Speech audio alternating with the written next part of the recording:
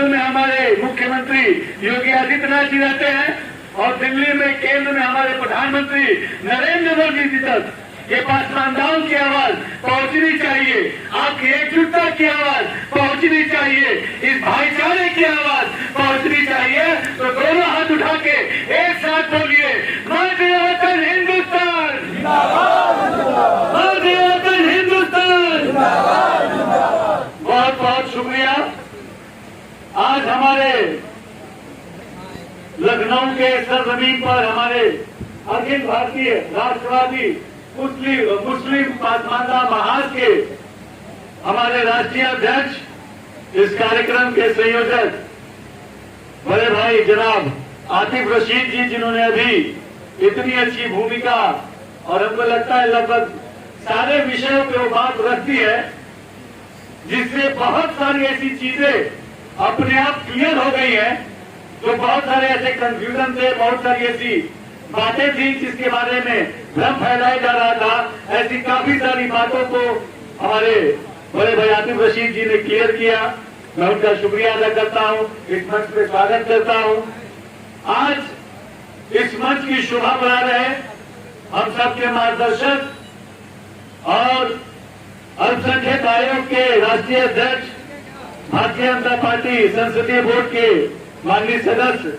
आदरणीय इकबाल सिंह लालपुरा जी। मैं चाहूंगा इनके लिए एक जोरदार तालियां बजाई जाए अपने व्यस्त समय में से आज इतने महत्वपूर्ण विषय पे ये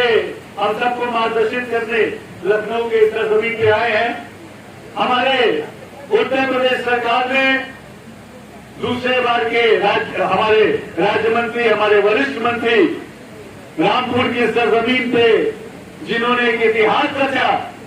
और उस इतिहास को हम बार बार प्रदेश में ही नहीं पूरे देश में उस इतिहास की चर्चा करते हैं। रामपुर जैसे सीट से लोकसभा और विधानसभा जिताकर हमारे उत्तर प्रदेश और देश का मान सम्मान बढ़ाने वाले आदरणीय राज्य मंत्री श्री बलदेव सिंह औलख जी, इनके लिए भी एक जोरदार तालियां मैं पासमानदा समाज से गुजारिश करूंगा। हमारे भारतीय जनता पार्टी के वरिष्ठ नेता,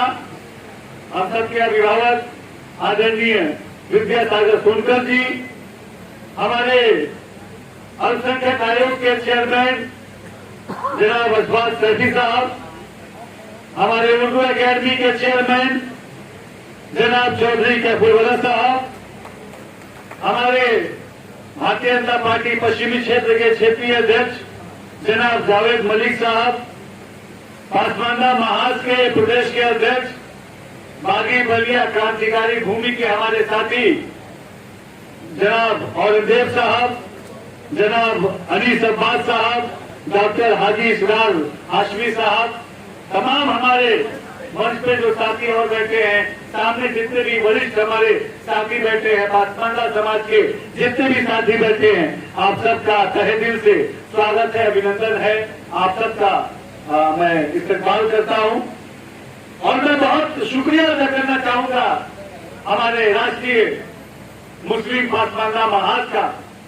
कि आज की समाज की जो जरूरत है उस जरूरत को समझते हुए आज इस विषय पे, यूसीसी के विषय पे ये जो संगोष्ठी का आयोजन किया गया, ये समाज की एक जरूरत थी। ये जरूरत थी पासमानदा मुस्लिम समाज को ये बताने की कि हमारा मूल एजेंडा, हमारी मूल जरूरत क्या है।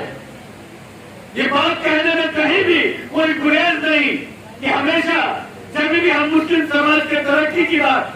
पासमानदा समाज के उत्थान की बात, जब भी हमने समाज में इसको आगे बढ़ाने की बात की, कुछ ऐसे सीमित लोग हैं, कुछ ऐसे दल हैं, कुछ ऐसे लोग हैं जो अपने निजी स्वार्थ के लिए हमेशा पासमानदा मुसलमानों को और मुसलमानों को भी भटकाने का और उन्हें गुमराह करने का काम करते हैं। ये कहने में कहीं कोई दो राय नहीं। आजादी के 75 वर्ष हो गए, पूरा देश प्रधानमंत्री जी के नेतृत्व में हम सब ने आजादी का अमृत महोत्सव बनाने का काम किया, लेकिन आज भी जब हम अपनी मूलभूत सुविधाओं की बात करते हैं तो कुछ ऐसे लोग हैं जो हमें भटकाने का काम करते हैं। हम मुसलमानों की, पासमानदा समाज की ये क्या जरूरत है, ऐसी क्या जरूरत है, ऐसी क्या तकलीफ है, ऐसी क्या बातें हैं जो हमें पूरा होना चाहिए। हमारी बातें हैं रोजगार, हमारा मुद्दा है उद्योग, हमारी जरूरत है अच्छे से अच्छी स्वास्थ्य व्यवस्थाएं। क्या इन मुद्दों पे वो दल, वो संगठन कभी बात करते हैं क्या? कभी बात नहीं करते। आज जब केंद्र में हमारी मोदी सरकार ने पासवान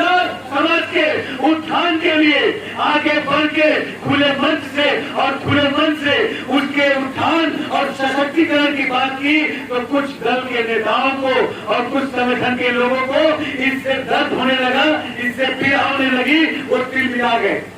उन्हें पसंद नहीं कि देश का पासवान मुसलमान अच्छी शिक्षा लेके समाज में आगे बढ़े। उन्हें पसंद नहीं कि हमारे देश का पासवान मुसलमान उसको अच्छा रोजगार मिले और समाज के मुख्य धारा से जुड़े। उन्हें पसंद नहीं कि जिन मदरसों में हमारा पिछड़ा पासवान मुसलमान जो पढ़ाई करता है मदरसों में, उस मदरसों को हम आधुनिक करें, उस मदरसों में हम अच्छी शिक्षा दें। उन्हें पसंद नहीं कि हमारे अल्पसंख्यक बाहुल, पासवान बाहुल जो क्षेत्र है उनके लिए हम विकास का काम करें। उन्हें यह भी पसंद नहीं कि हम पासवान लोग अच्छी स्वास्थ्य लेके उद्योग से आगे जुड़ के समाज में और देश की तरक्की में अपनी सहभागिता करें। लेकिन आज आजादी के 75 साल बाद हमारे प्रधानमंत्री जी ने जब पासवान समाज के उत्थान की बात की, तो मुझे लगता है कि पूरे देश के पासवान के मुसलमानों में एक विश्वास, एक जगह है कि पहली बार एक ऐसा प्रधानमंत्री इन पासवान समाज के लोगों को मिला है जो बिना भेदभाव के, बिना लाभानी के पासवान समाज को तरक्की से आगे जोड़ने के लिए काम करना चाहता है। इसमें कहीं कोई दो नहीं। मेरे मुस्लिम भाई, पासवान भाई यहाँ बैठे हुए हैं और इस मुस्लिम पासवान भाइयों ने देखा कि आपका ये भाई दानिश आजाद अंसारी जो आपके बीच का, आपके इस समाज का एक नौजवान है, जिसने आपके समाज के नौजवानों के लिए, समाज के उत्थान के लिए ईमानदारी से काम करना चाहा, उस दानिश आजाद अंसारी को जो एक पासवान नौजवान है, हमारे मोदी जी और योगी जी ने सीधे उत्तर प्रदेश जो हमारे देश का सबसे बड़ा सूबा है, सीधे उठा के उत्तर प्रदेश का मंत्री बना के पासवान समाज की तरफ दोस्ती का एक हाथ बढ़ाया। और हमारा पासवान समाज भी ये पक्के ईमान वाला है। हम मुसलमान पक्के ईमान वाले हैं और जिसने भी हमारी तरफ दोस्ती का हाथ बढ़ाया, हम मुसलमान, हम पासवान समाज आगे बढ़ के उसको गले लगाने का काम करेंगे। दोस्तों, अभी हमारे जावेद भाई ने भी बताया, 1 साल से ऊपर हो गए मुझे आप सबकी दुआओं से मंत्री बने हुए, और इस 1 साल में मेरी लगातार ये कोशिश रही कि जो जिम्मेदारी आपने इस दानिश आजाद अंसारी अपने नौजवान भाई के कंधे पे दी है, मैं ईमानदारी से उस जिम्मेदारी को पूरा करूं। मेरी हर कोशिश रहती है कि मेरे जितने भी भाई उत्तर प्रदेश से आए उन सब से मैं मिलूं और जो भी उनकी समस्याएं हैं उनको ज्यादा से ज्यादा हल करने की कोशिश की जाए। और इंशाअल्लाह जावेद भाई ने गेट तोड़ने की बात की, कभी गेट तोड़ने की नौबत नहीं आएगी। इस पासवान भाई, इस आपके नौजवान दानिश अंसारी का ये जो सरकारी आवाज है, मैं बार बार हर मन से कहता हूँ, ये सरकारी आवाज ये दानिश अंसारी का नहीं, ये पासवान भाइयों का सरकारी आवाज है। अरे मैं तो एक आम मुस्लिम पासवान परिवार में पैदा हुआ। ये राजू भाई हमारे शहर के,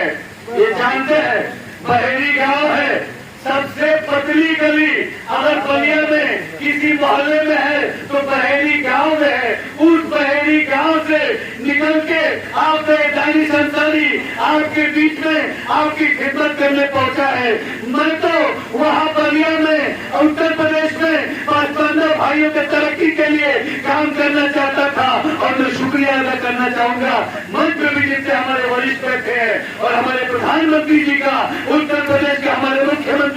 योगी आदित्यनाथ जी का, जिन्होंने पासवान समाज के दर्द को समझा और इस नौजवान को ये जिम्मेदारी दी कि उत्तर प्रदेश में पासवान मुस्लिम और मुस्लिम भाइयों के लिए काम करे।